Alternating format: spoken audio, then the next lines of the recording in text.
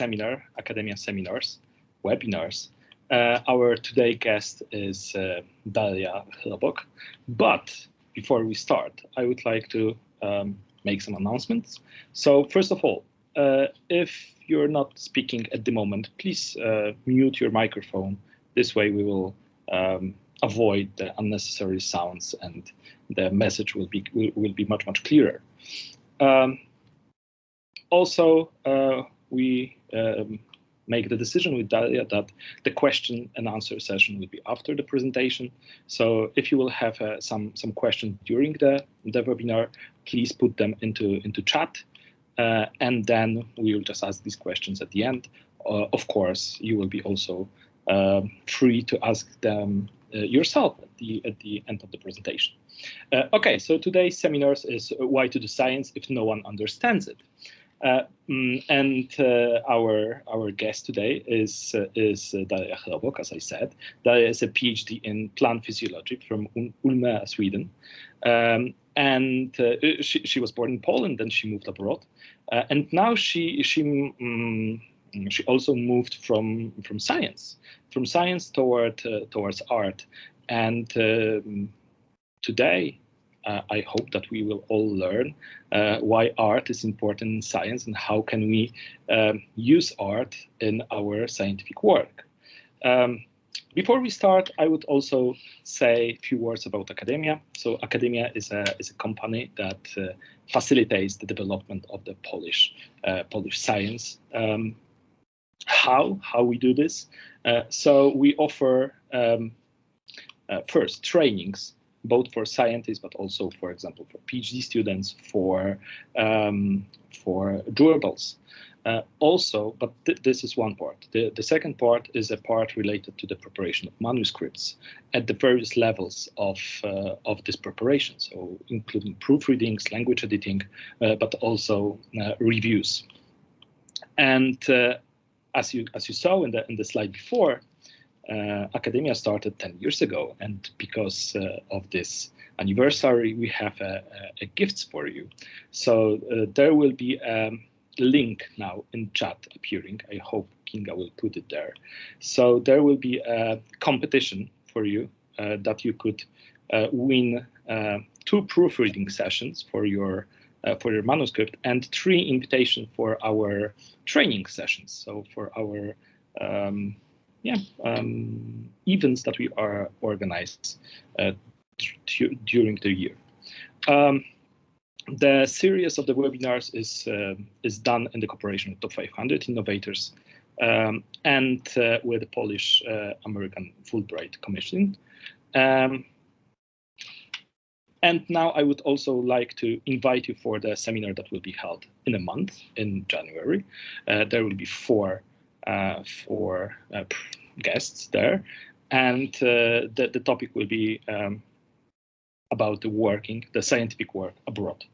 And now I would like to once again invite you to the webinar delivered by Daria Chrobok, Why to do Science if no one understands it. Daria, the screen is yours. We cannot hear you. Yeah, just unmuted myself. Now I will share my screen. So can you see it? Wait a We second. can see PowerPoint, but now you need to press presentation mode. No. Yes, Okay. now we can see the presentation. Perfect. Great. So I'll just move you. I know, do the people actually see me? Or just my slides? I do. Okay, and I think that properly set Teams allows to see you both see you and your presentation. Yeah, and the people are confirming this on the chat. Okay, so first of all, thanks a lot for inviting me. I'm really honored to give this webinar today for Klubu Naukowca Academia. So my name is Daria Chrobok, as you introduced me already so nicely, and I'm a scientific illustrator at my own company, which is called DC SciArt. And you also mentioned before that I was born in Poland, so rozmawiam po polsku, nie ma problemu, wszystko rozumiem, but I decided my working language is English and I feel most comfortable with it, so I go for English, so I don't have to stutter around too much. And today I will talk about what it means to be a scientific illustrator, and I decided to give my talk a little bit more of a provocative title, Why to Do Science If No One Understands It, just for the sake of, like, you know, provoking some thoughts and wonders. First, I wanted to, does it work? No. So I thought it's a good idea to introduce to you a little bit who I am and what brings me here giving this seminar. And as mentioned before, I was born in Poland, w Pszczynie, in the south of Poland. And then when I was around 1.5 to 2 years, my parents decided they want to move. So we moved to Germany. And I basically grew up in Köln, in the western part of Germany. And there I have done my Bachelor's of Science in Basic Biology. Afterwards, I moved to Düsseldorf, which is quite close to Köln, and I've done my master's thesis there.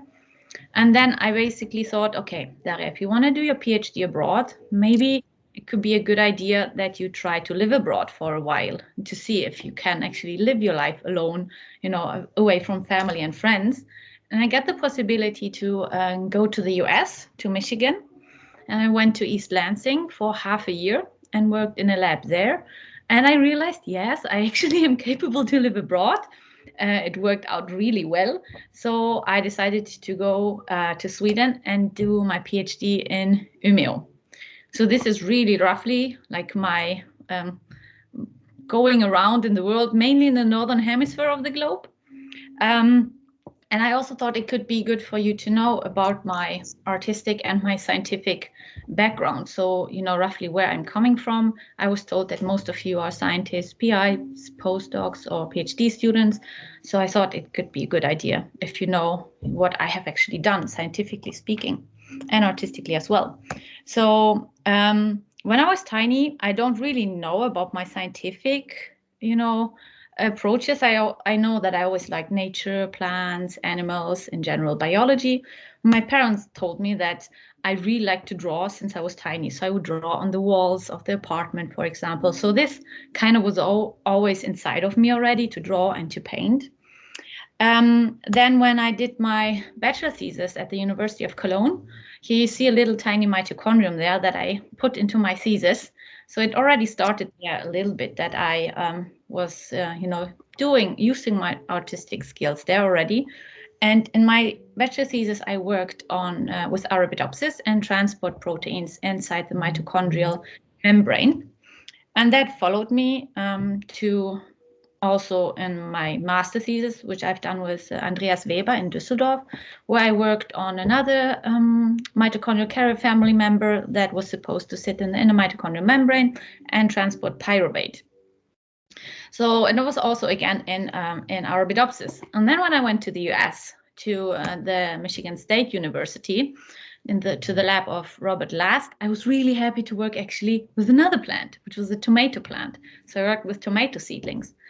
But I had to admit really early that actually Arabidopsis is a good plant species to work on with all the databases, all the knowledge, everything that was around and available.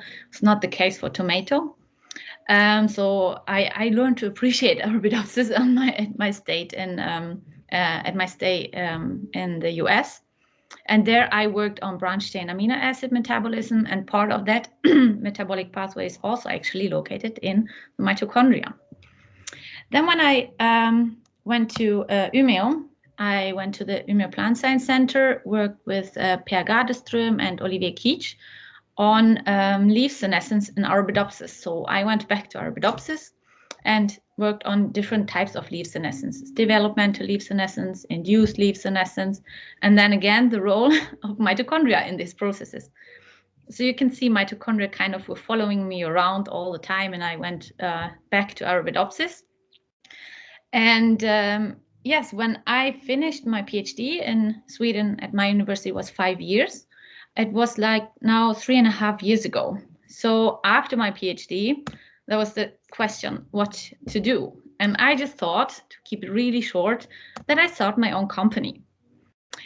This thought and this development was not as quick as I just told to you, because it took a while. So I actually didn't decide after my PhD that I want to start my own company, but already during the PhD. I decided for the length of the talk to not go into detail what led me to change my mind and leave academia, but you're free to ask me afterwards any kind of questions, and I will happily reply and share with you. I started basically to, I realized I would like to couple science and art, and to do that I should start my own company. And the main reason, in short, why that was basically because I realized a lot of things during my PhD. And for those of you that know or maybe don't know the concept of ikigai, you can see this Venn diagram here. I basically found my ikigai with my company and being a scientific illustrator. I don't know, maybe you can see this mouse moving around. So you see these 4 bubbles here that represents one thing each. In that case, it's what I love to do. And I realized I love science and I love art. What I'm good at both of these things. The world clearly needs science explained in a visual way to understand actually what's happening in the scientific universe and what I can be paid for. And all this overlap is basically ikigai. And I found it with starting my own company. So I basically found my tiny little, a little bit my, my purpose, I would say, at least for now. Maybe it will change sometime in the future, but for now, I really can identify with what I do on so many levels. I'm sorry to interrupt you. If you like to indicate something in the slide, you need to right click, and then there should be a pointer options there. We cannot see your mouse.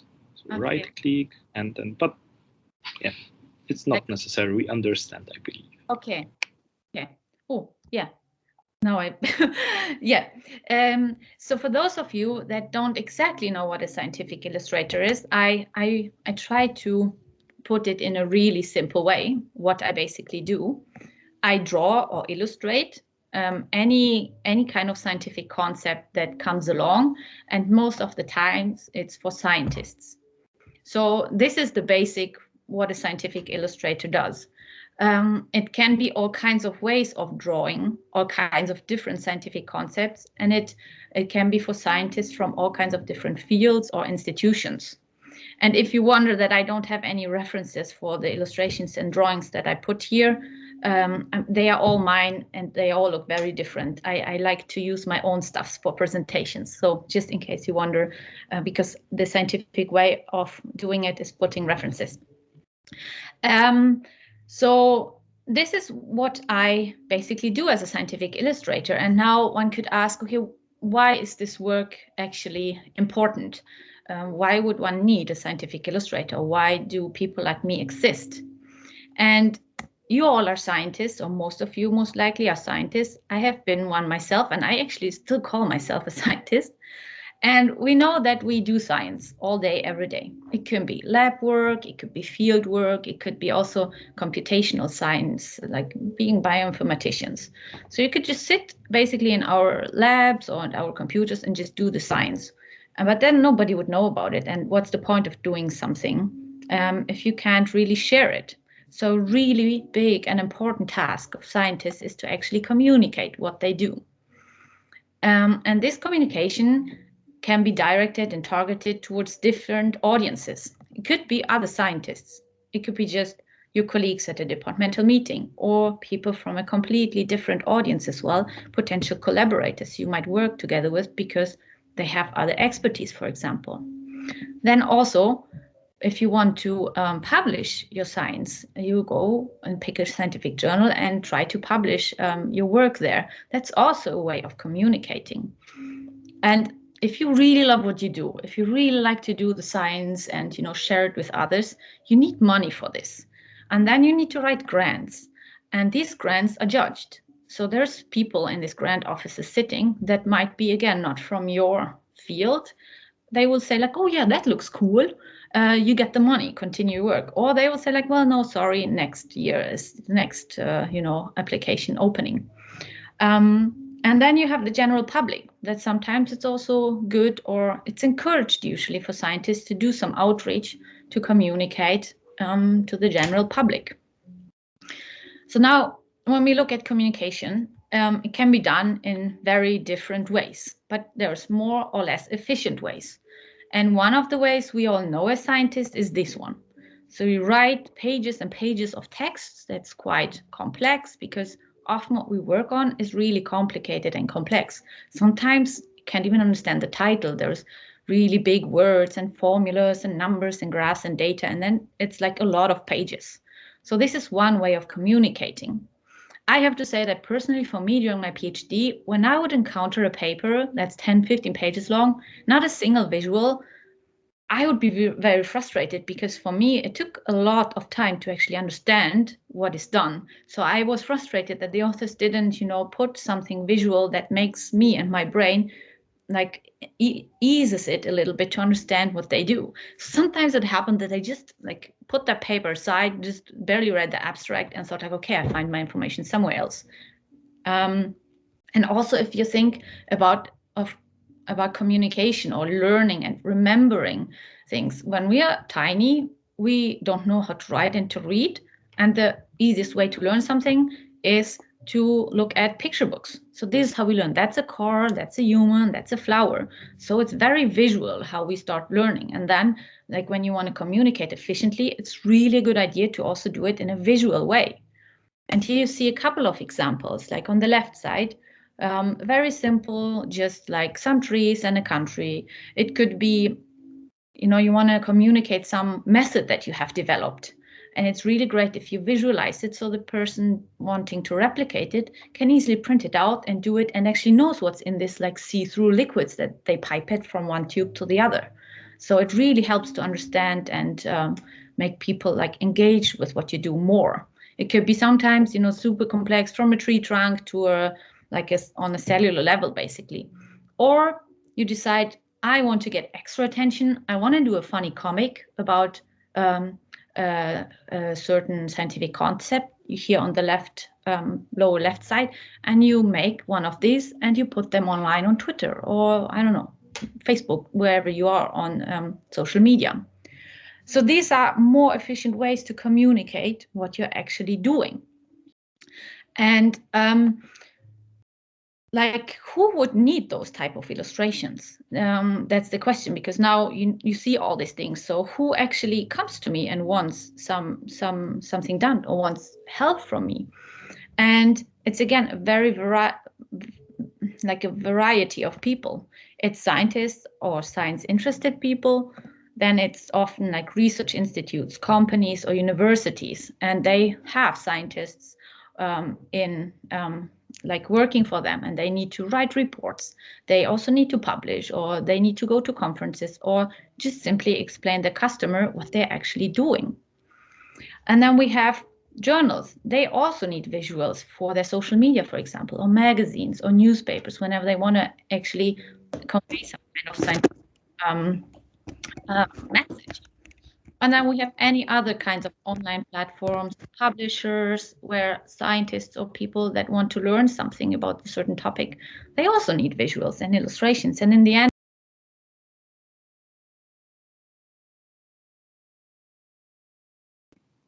I'm sorry, we've lost you. I think that your microphone became muted. Can you please check? Now? Oh yeah, better. Sorry, can you please repeat two last sentences? The two sentences, I was basically saying here. So I was saying like publishers, online platforms, or even other educational platforms also need illustrations to teach people, students, or anybody that's interested in whatever they have to share. So now the next step that I wanted to share with you is, what can you use this illustration for? You might have gotten already a rough idea, and I will back this up a little bit with actual examples that I have done for customers and where they have used it and why. And the first one, publications. So everybody of us that's a scientist has to publish. It's great to use a scientific illustration there. Then grants as well, I mentioned before. If you want to continue with your science, you need money, and it's great if you can explain to, I don't know, physicists what you do as a biologist. It's easiest if you illustrate it. Then sometimes people actually come to me and ask me for logos. I'm not a logo designer at all, but in that case, they wanted to show in the logo that they're working on chloroplasts and mitochondria in 2 different plant species. So I can even come up with a logo for a plant department. Investor meetings. When companies have a certain product and need to get funding or want to explain to their customers what their product does, in that case, it's farmers. So farmers have very basic knowledge of biology and no knowledge basically of science. So for them, it's easy if they look at the picture. And PowerPoint slides even. Sometimes scientists come to me and ask me to pimp up their slides or like completely come up with a certain design of a slide and how to, you know, speak about what in which way. And then social media. And there it's always good to have some visual. It's extra good when you have something that's not super heavy, but a little bit easy. So it could be a comic, some funny drawing that really attracts a lot of attention. Book chapters, same thing as publications. Scientists regularly write book chapters, and it's always great to back them up with something visual. Then we have other types of application. In that case, the customer came to me and said, like, you know what? We want to apply for money to build an institute about carbon sequestration. The people that we apply for, they have no idea about biology. Could you explain to them what we want to do? And then I came up with 3 little, you know, very like easy, like very simple drawings of very complex scientific concepts to explain to them why it's important to have this institute built, basically. And then covers. Covers give you extra exposure. In that case, I mean, it happens quite often. No, if you want, you can send in suggestion for a cover. Many don't have anything. In that case, that customer asked me for a very simple drawing for PowerPoint slides to make them a bit more attractive. And then she just said, okay, I can try for the cover. They picked it. So she gets extra exposure for her work. And then on the web pages as well. In that case, the company wanted to show the value chain of what they actually do from genetic engineering to a certain product, be it a cosmetic product or something in regenerative medicine, for example. So there's a lot of different usages of scientific illustrations. And of course, you can do all these things by yourself. In theory, you can open up, most likely it's a PowerPoint and come up with something.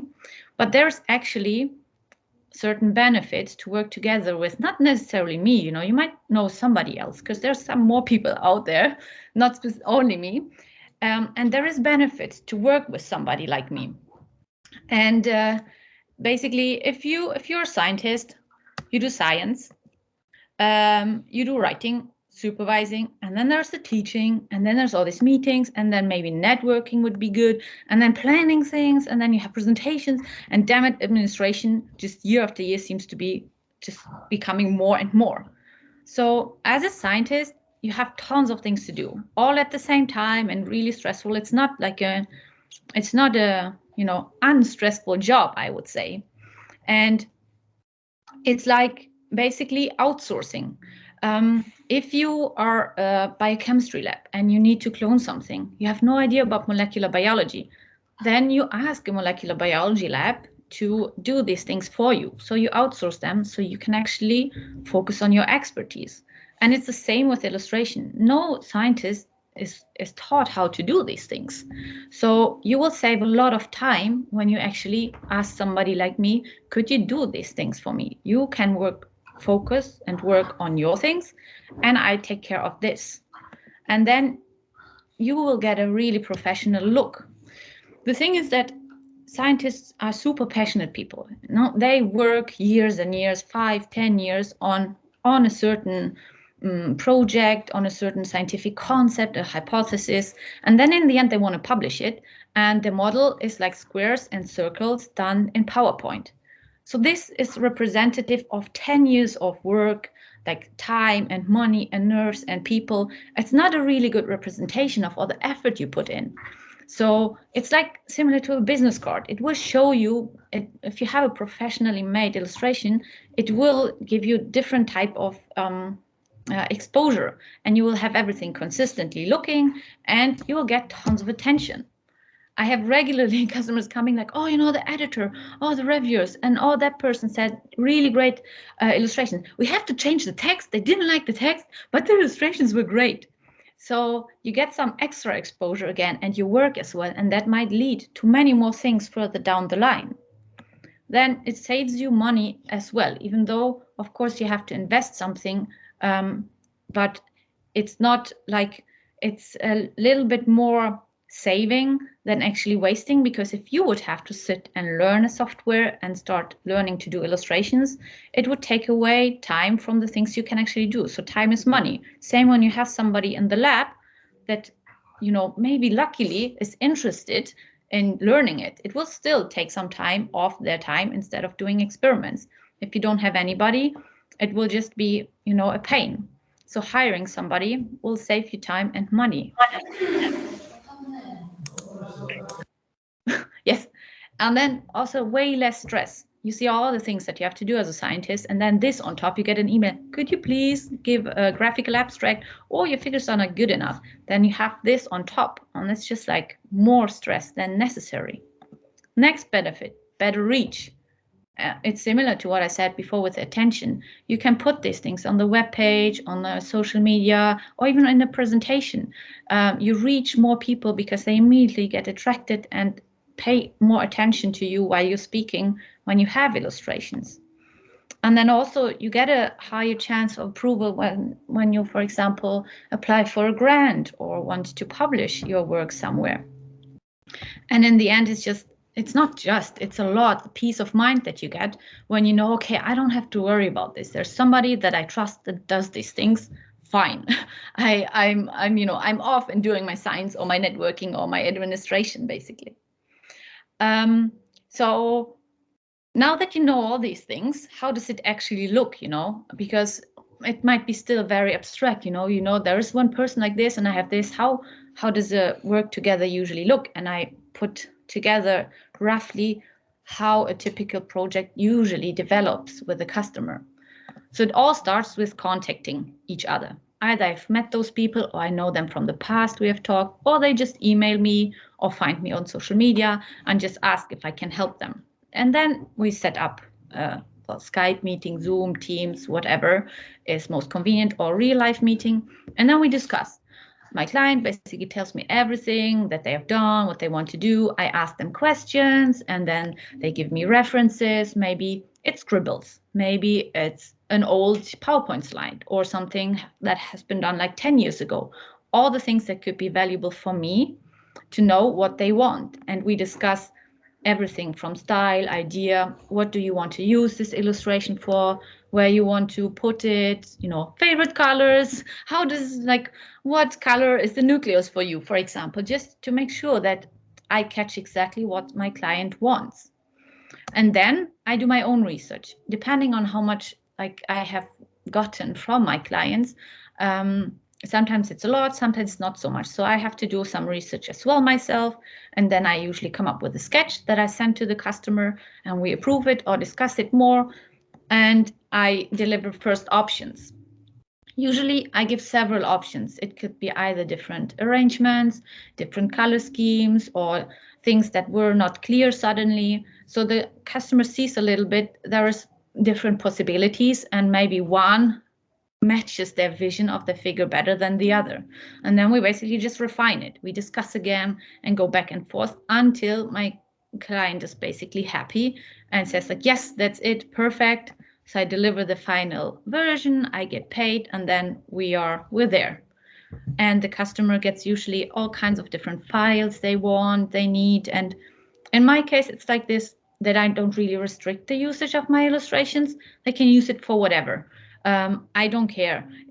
For me, it's basically spreading knowledge and making knowledge available. So use it for grant publication, put it on Twitter, put it on your webpage or a poster. I don't mind. Just like let your science fly out into the world, basically. And a little bit more concrete again, so you know a bit how it could look. In that case, my customer came to me and wanted illustrations for a grant. So she sketched something. A lot of people say like, oh, you know, I have this, I really can't draw. It looks so ugly when I sketch. And I'm always like, no, it's perfect.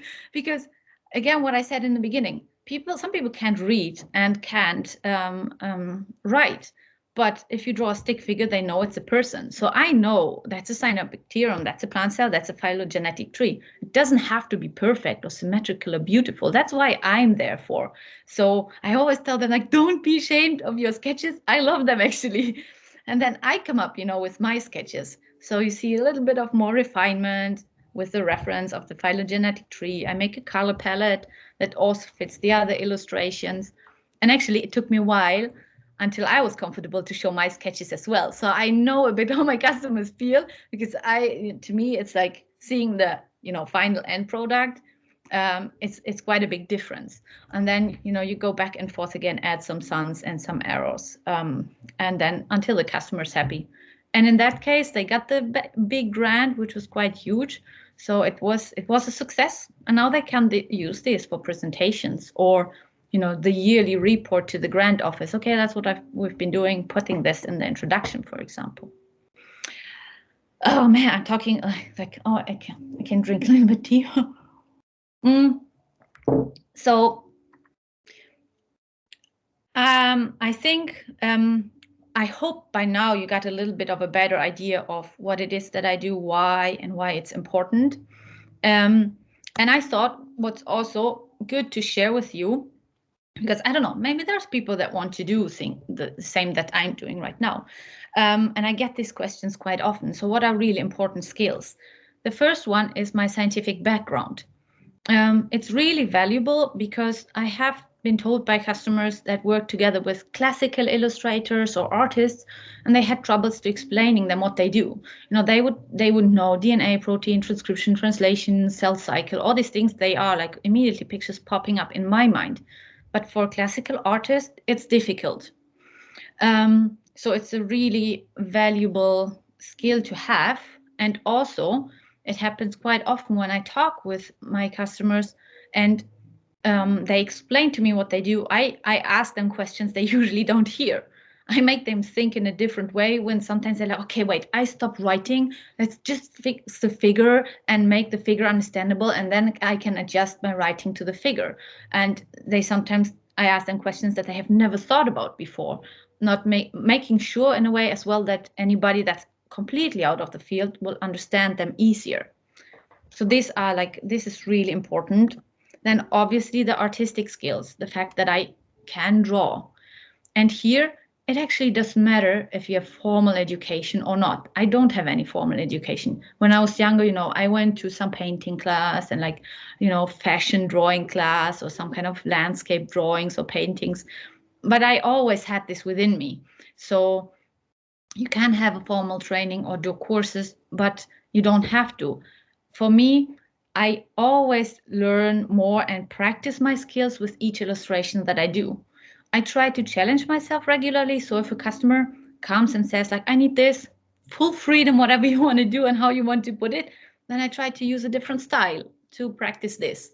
Or I try to, you know, mix it up a little bit so I continuously develop my skills. And there's still things that I don't like to draw and I'm not good at. Like, I'm super happy the plants don't have hands and feet. I don't really like to draw those, or people. I could, but it's not my favorite thing. So it's just about practice. If you practice, have the will and the dedication, you get better with time. And basic artistic knowledge is super important as well, because most scientists don't have it. And then the last one is this one, soft skills and people skills. This is something that I realized in these 3 years. I know that these things generally are important in all kinds of jobs, but they're super important even in what I do, like everything around communication, empathy, kindness, care, trust, intuition. All these things are super beneficial, because if a person comes to me and asks for help, it's a huge deal. It's really tricky to ask somebody for help and admit, you know, I can't do it. For some people, it's really tricky. I know for myself as well.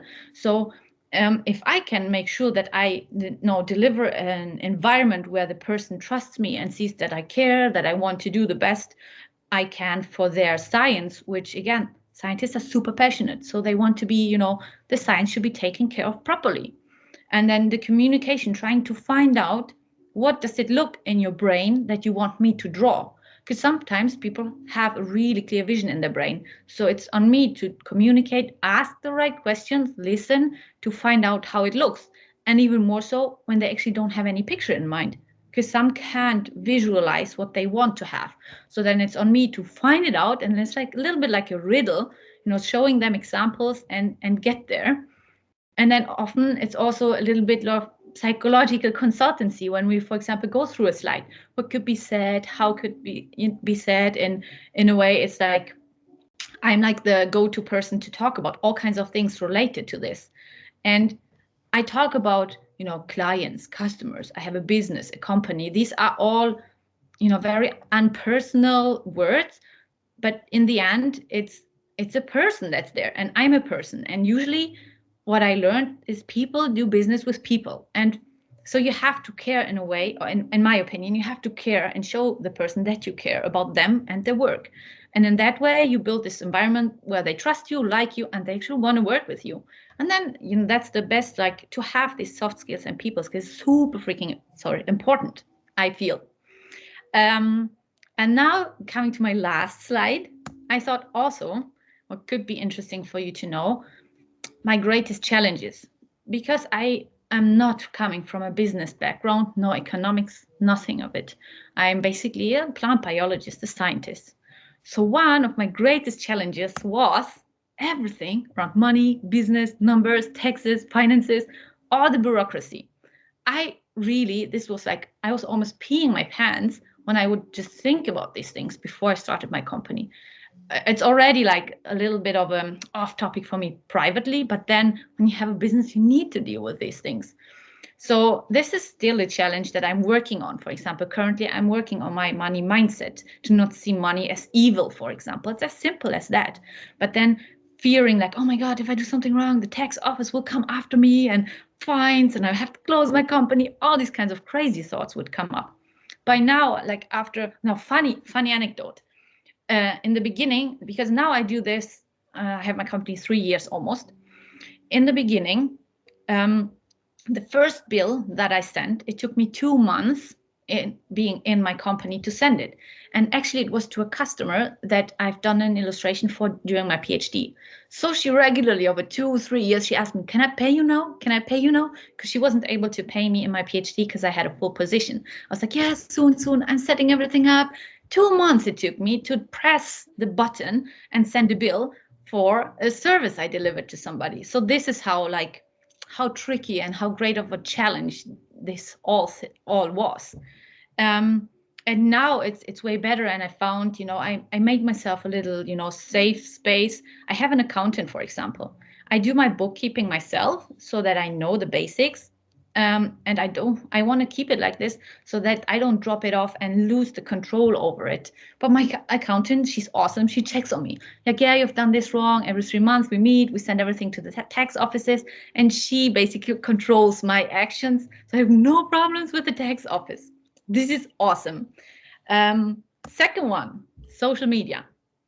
Social media, was something that I thought like, okay, I can't fix it. I can't make it. I have to outsource it.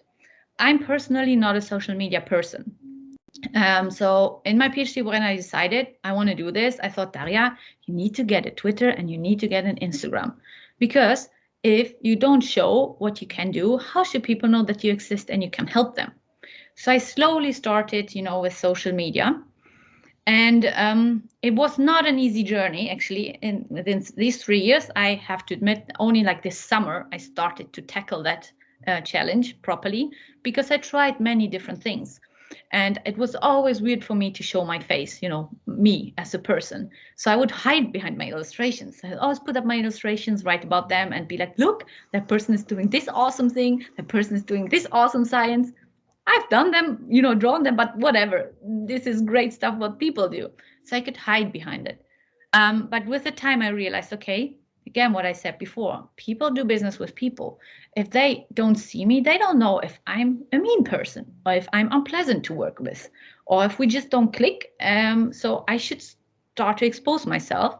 I started to sometimes put up pictures. And this summer I decided, because what I found out is that Twitter and LinkedIn works best for me as social media platforms. And this summer I decided I have to try to prioritize. So most of my customers are scientists at universities. You should try to expand on companies, Daria. So it's LinkedIn. And I did a coaching, a LinkedIn coaching. And this actually, I'm almost finishing that coaching class. This helped me to find a good way to deal with social media, find a good way and actually, you know, writing, enjoying to write again, enjoying to expose my work in a different way and myself as well. And coupled to this social media, this online networking was also always something that was very weird and off for me. And I thought, like, how should I appear? You know, it's LinkedIn. All these people in suits, you know, I'm not a suit person. I'm not like fancy pants or anything. I don't want to wear it, you know, not to tie, but I didn't know how I could connect to customers in the corporate world because I don't come from the corporate world. So this coaching program that I went through helped me with this a lot because it doesn't really actually matter. It's about being myself and showing what I can do. So it's not as threatening and horrible as I thought, even on LinkedIn. And I knew that pictures are not everything. People will still not read gestures, mimics, my body language, because all this like subtle cues, they give a lot of information to somebody that wants to maybe get to know me and see like, okay, I could work with her, or maybe not. So I knew I had to do videos. And finally, last month, I had started this challenge of like 1-2 minute videos every day that I would post on LinkedIn. And I would tell myself, it doesn't matter. Even if I walk my dog and I record a video, I just answer questions people ask me. So to give some kind of value, and through this, they will get to know me, see who I am. So it helped me a lot with social media, this online networking, all these things. It's great because people start approaching me that I would have never otherwise reached. And it's not only clients and customers come to me. Some people just write me, oh my God, I saw that video. That was so inspiring. I don't dare to do this. You know, like maybe now I could try. It's again, people do business with people. They want to get to know you. Sometimes I have CEOs writing me, oh, I saw this. I don't dare to do that. And they started a company and it would be good for them to expose themselves and their product as well, just through this. And you know, they admit these kind of fears as well that I had as well, while thinking, oh, everybody's doing social media, everybody has it figured out. That's not actually true. So yeah, these are my challenges, still working on them, got way better 3 years into my business, but it's, you know, it's a slow process and progress, and as long as I think I'm developing and trying and moving on, I think it just can get better. And one day, maybe in the future, I will not care about these challenges and will have others. I don't know. We will see. So yeah, that was basically it, I'd say. Thanks a lot for listening to this. I wanted to actually record myself. I don't know how long I talked. If you have any questions, comments, thoughts, you can also ask them in Polish. I don't mind to, I will understand. I'm not sure if I'll be able to reply with proper words. So it might be a mix of Polish and English. But yeah, feel free to shoot. Thank you very much. So there are actually some questions on the chat, and maybe starting from the last point that you made. What type of social media do you mean? Can you please elaborate? Or social media coaching do you mean? Can you please elaborate on this? Yes, I can. So the coaching that I have started in summer now, it was specifically for LinkedIn, and it was, the lady is called Dr. Natalia Wiechowski. Funny thing, she has Polish origins as well, and she is on LinkedIn. She's called the LinkedIn Einhorn, the unicorn. So she is about, like, it's about personal branding. And what I liked about this, it's a lot. It goes a lot into, like, you know, psychology, personal development, and all kinds of, you know, fears I had, like money, you know, social media. She tackles it from a business perspective, but not only. She tries to see the person, and then, like, through this, I managed I like social media now. So there was another question related to this. So the other social media you mentioned, the Twitter, Instagram. So did you try by yourself? Did you develop these skills needed for this by yourself, or you were also looking for some help and guidance? And there is a follow-up to this question. So which social media is working the best for your business? So it was learning by doing. So all the social media, even like for LinkedIn, but I got the guidance, the tools, and then I would do it myself, of course. I did not outsource it. It's LinkedIn and Twitter that works best. And it's just basically trial and error. Instagram doesn't work as good, and Facebook neither. So it's Twitter and LinkedIn mainly, yeah. Okay, I see the raising hands, but okay, Tomasz, please. Thanks, Jan. Now better. Daria, thanks so much for your presentation, for describing your craft, and also for opening up about your personal journey as an entrepreneur, and establishing yourself in that space. That was fantastic. Thanks for that. So I want to ask a question about the project that was most challenging for you over last 3 years, and why was that? What made that project, especially challenging or difficult? So it was actually two. One was the scientists came to me. They wanted to have an illustration for a book, and they wanted to explain synthetic biology and systems biology. They had no idea how. They didn't know at all what they wanted, how they wanted it. So this was really challenging. We went from, like analogies of drawing an orchestra with different instruments to like something completely different. So that was very tricky because the customer didn't really know and had a vision, just like I want to explain this and that, to find a good way of what they want, even though they don't know what they want. That was tricky. And the other one that I told you was about the institute. They wanted to start this institute on carbon sequestration. There, basically, my customer sent me 5 reviews, and on that topic.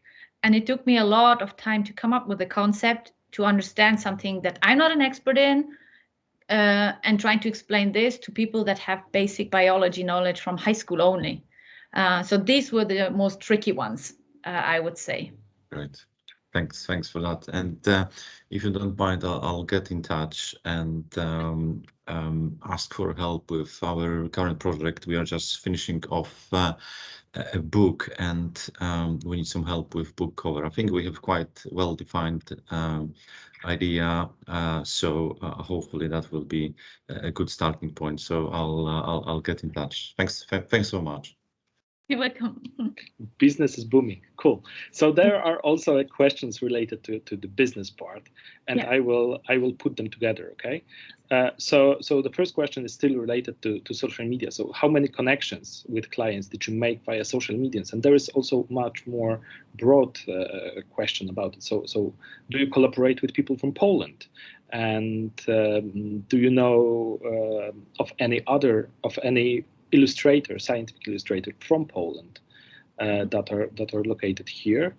And my question also in this topic is, can you please give us the idea of the cost of this service? So if we're planning to communicate to you, is it even realistic for us, for example, with a given budget? So yeah.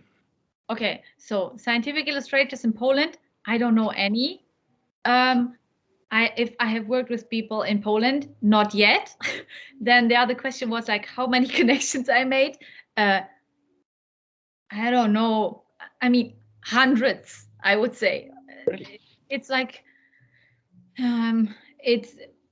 it's mainly the main one that I'm using now is again LinkedIn, and it's easy to connect there just by posting, and people just send connection requests. And I would not hang up myself on connections and numbers and likes and followers, because it doesn't really matter so much. If you have 100 people that follow you and they are like, biggest fans and constantly come with business, it doesn't matter. It's great. But if you have 2,000 and nobody comes, then it's not representative. So it's a lot about keeping relationships. It's not just the number of having the follower or having that connection, but keep talking to the people, engage with them. That's super important. So they see that you're a person and you care. Then I think the last one was the cost, right? First thing, what I tell everybody, because sometimes people say, like, oh, I don't know, like where to get the money from. Whenever you start writing a grant, put in a budget for it, because then you have some money to reallocate for this. And it will show the grant officers, okay, that person actually cares about either outreach or representing their science in a great way. So you will have like a pot of money to use it from, and not having to draw it, from the experiment budget. And then how much it costs, it really depends. I usually charge per hour for researchers. When it comes to a company, it's a fixed price per illustration, or because they need sometimes several. So my general charge, if it would be in for an hour, is in zloty, I don't know, well, euros, around like 90 euros or something like this.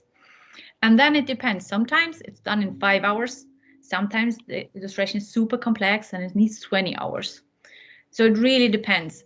And sometimes customers come to me and say like, okay, we have only this budget. How much can you do for that? So that's another option. I have 500 euros. Can you help me? And I can tell them, okay, what do you need? What do you want? I can do it in that way for that budget.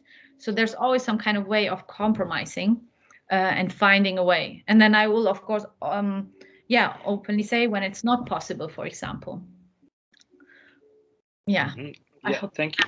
So there are two comments, because you mentioned that the most crucial for you are Twitter and LinkedIn, and there is a comment that it's weird that Instagram seems excellent medium for visual business. Yes, I know. Do you have any thoughts about why not Instagram?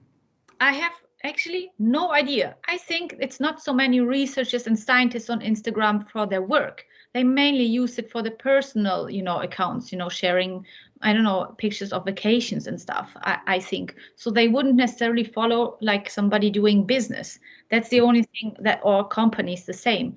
And then it seems like Instagram has all these kind of weird algorithms, and now it's more into reels and videos and stuff like this. So I don't know exactly. You have to regularly engage there. And if I kind of, I don't know, I have, analytics tools on my webpage. And so I see that very few people come from Instagram. So I still post it there and use it as basically a portfolio, but to connect with people like researchers and scientists are on Twitter a lot, and LinkedIn, companies, and also scientists and researchers. But I thought the same. I thought like it should be ideal because it's so visual. Nah, no, not for me at least. Mm-hmm. Maybe in the future, I don't know. Okay, so there is one more question. So do you think that education, like scientific illustration courses online or regular programs on Academia, are a must or no?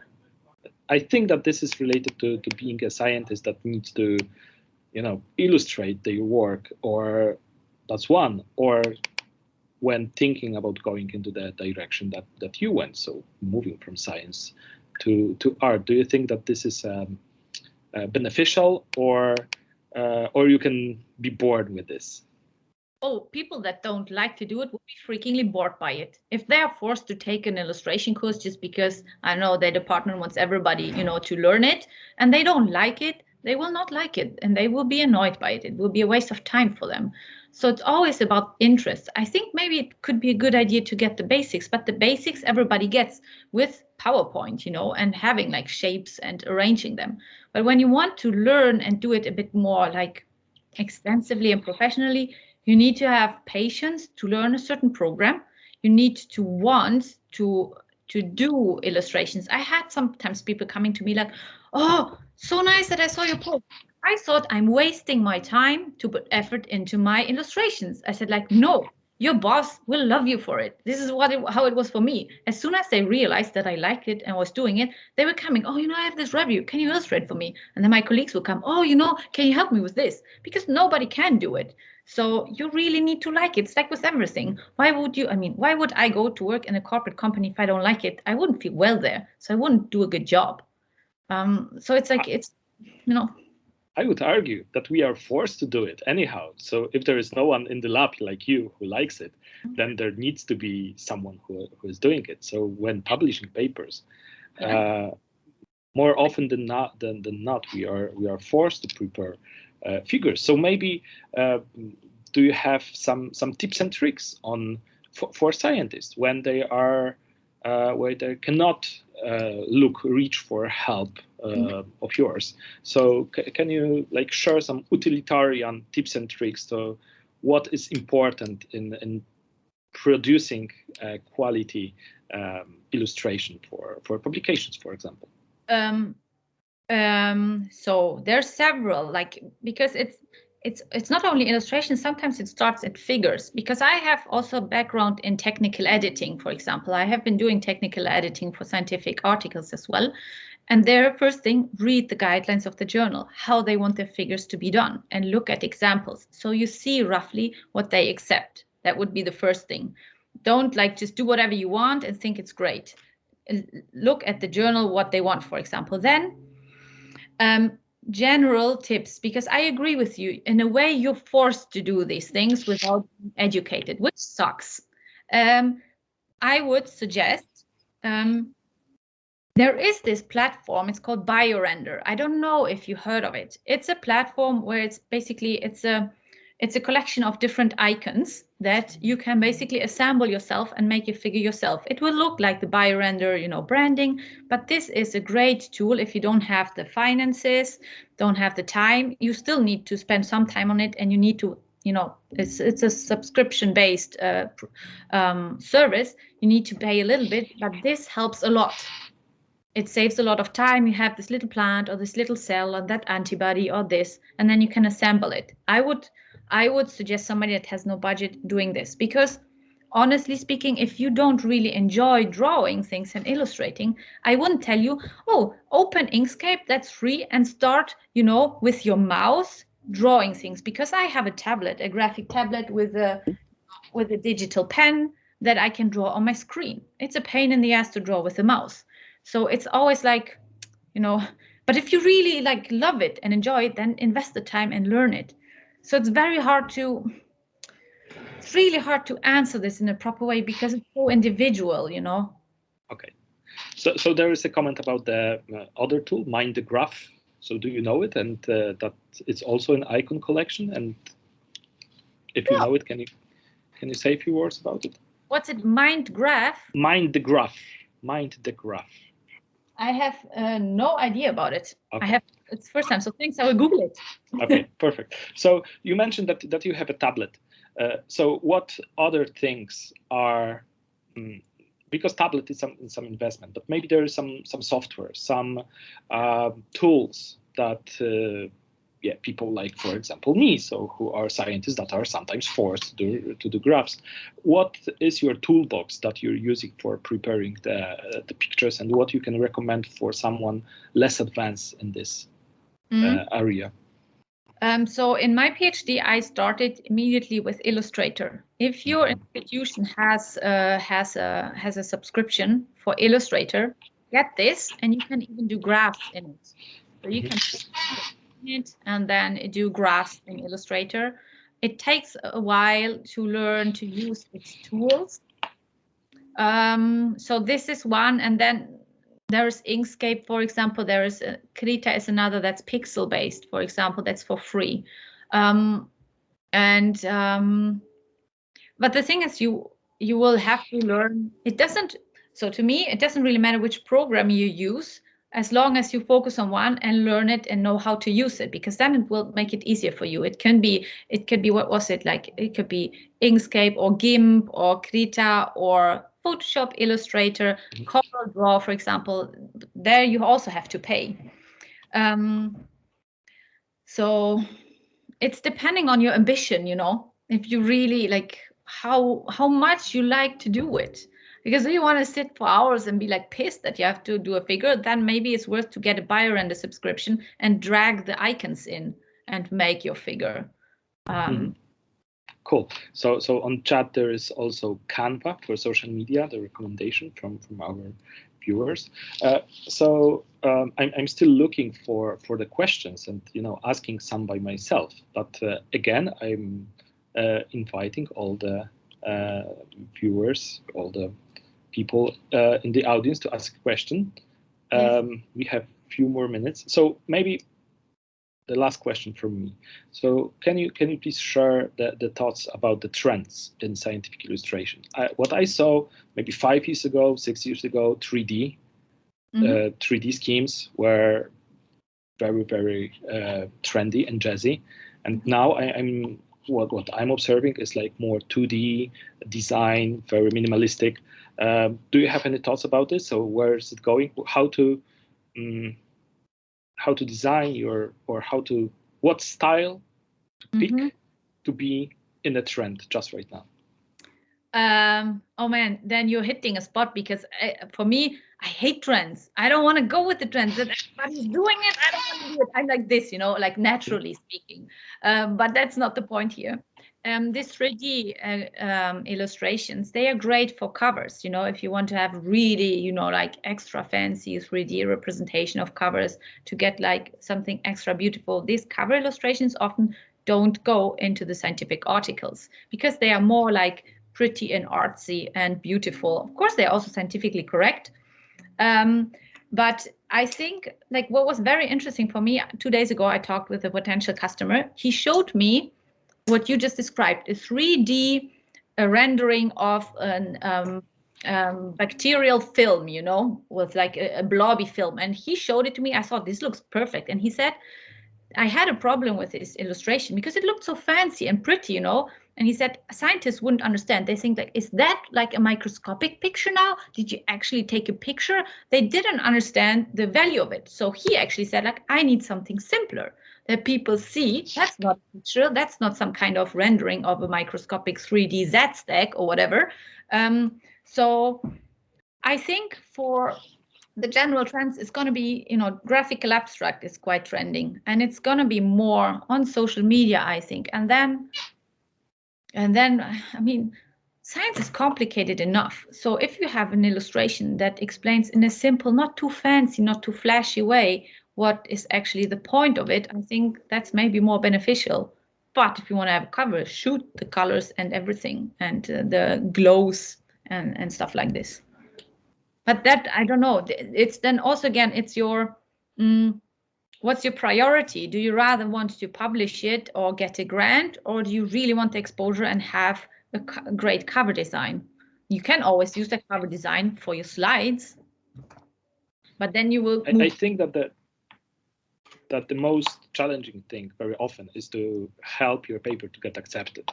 So scientists are sending papers as high as possible, and then we're very often at the edge, and then this visual part is helping to convince the reviewers. So yeah, you put the effort to make figures, so you put the efforts in science. So so this is mainly what I meant.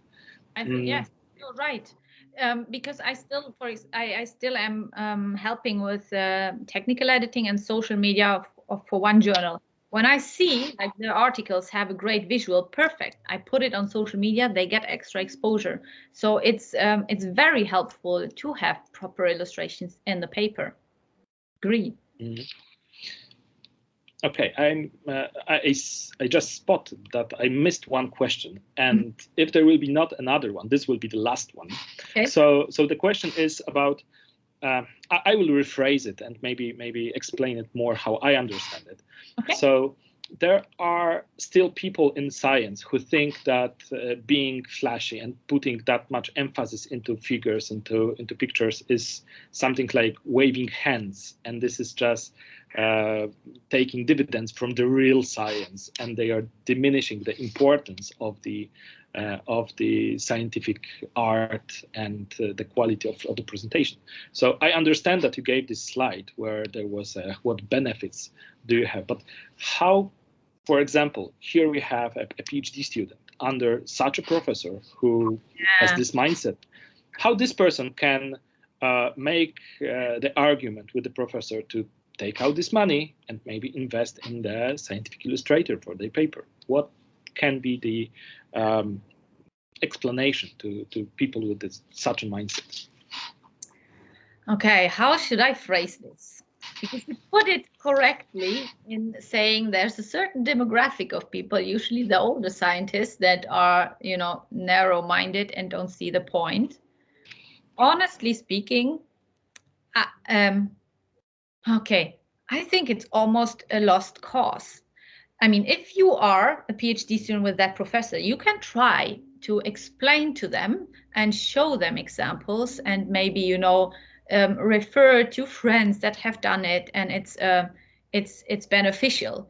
But people don't like to be convinced sometimes. If they have a certain set and fixed mindset, it's really difficult, not only in that case, but who am I to say, like, okay, we should do this, give me your money to do this, and then people will get offended, like, okay, you're entering my space, you can tell me what I should do. So it's a very tricky situation to be in.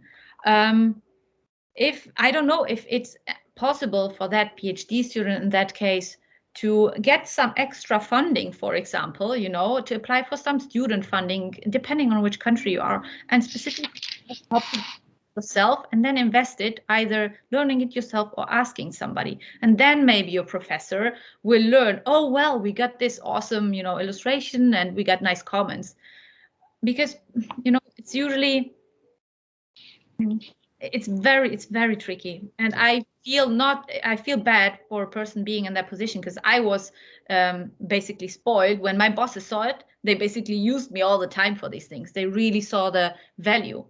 What I would maybe think is try, well, as a PhD student, if you see that it's of importance, don't pick a PI that have this type of attitude, because you can pick where you want to do your PhD. So if you think it's important for you, for your career as well, to visualize your science as good as possible, to move on and become a PI yourself, then, you know, try to look for young PIs, maybe.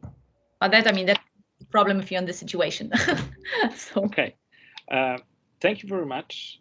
We stole extra 10 minutes of your time. Thank you very much for this. For you.